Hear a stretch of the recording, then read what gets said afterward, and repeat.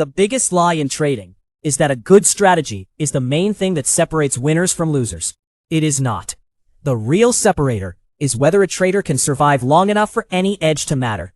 I say that bluntly because most trading failures are not caused by a lack of intelligence or even a lack of signal quality.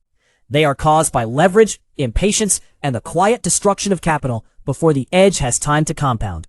That is the first hard truth. In trading, survival is the strategy before the strategy. I have little patience for the fantasy that a brilliant entry model can rescue bad risk management. It cannot.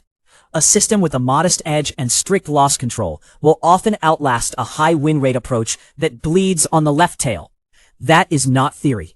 It is basic arithmetic. If your average loss is too large relative to your average win, then a few bad sequences can erase months of careful execution. Traders love to talk about accuracy because it feels clean. But accuracy is a weak metric. What matters is expectancy, drawdown depth, and whether the edge survives real market conditions, not just a backtest curve polished by hindsight. The second lie is that confidence is evidence. It is not. Confidence is often just familiarity with a story. Traders build narratives around a setup, then mistake repetition for robustness. I look for evidence that is hard to fake. Enough sample size, stable behavior across regimes, and a clear explanation for why the edge should persist when the market changes character. If a method only works in one volatility band, one asset, or one narrow time window, then it is not a durable edge. It is a seasonal pattern wearing a permanent mask. That distinction matters because markets do not reward beliefs. They punish overfitted certainty. Most people also misunderstand what a real edge looks like. They expect it to be obvious, frequent, and emotionally satisfying. That is a dangerous expectation. A legitimate edge is often small, boring, and uncomfortable to hold. It may win only slightly more than it loses, or lose often while making money through asymmetry. It may require waiting through long flat periods. That is the trade-off. The more robust the edge, the less it usually resembles a casino fantasy. If a setup feels too clean, too repeatable, and too easy to explain, I become more suspicious, not less. Markets are adaptive. Easy edges attract competition and decay. The third lie is that more activity means more opportunity. In practice, overtrading is usually a tax on discipline. Every extra trade adds spread, slippage, emotional fatigue, and the temptation to force action where none exists. I care less about how many trades a trader can place, and more about how selectively they can do nothing. That restraint is not passive. It is a form of risk control. The market does not pay for motion. It pays for correct positioning under uncertainty. If you need constant action to feel engaged, you are probably paying for entertainment with your account. I also reject the myth that drawdown is just a temporary inconvenience.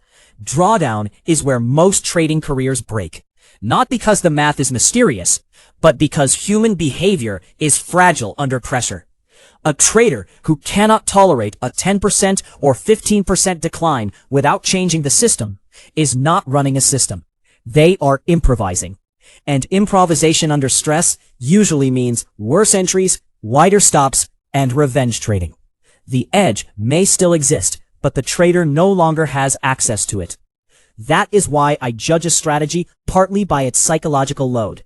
If the process cannot be executed when it is cold, ugly, and uncomfortable, then the edge is not operationally real. There is another uncomfortable truth. Many traders are not actually looking for an edge.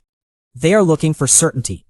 They want a method that removes ambiguity, protects them from regret, and makes every decision feel justified in advance. That is impossible. Trading lives in probability, not permission. The best I can do is define risk tightly, size positions so a bad run does not end the game, and accept that some good trades will lose and some bad-looking trades will win. If a trader cannot live with that uncertainty, then no amount of technical analysis will save them. The problem is not the chart. The problem is the need for control in a domain built on incomplete information. So here is my judgment. The biggest lie in trading is that finding the right setup is the hard part. It is not. The hard part is building a process that remains profitable after costs, survives regime shifts, and does not collapse when the trader is tired, wrong, or overconfident.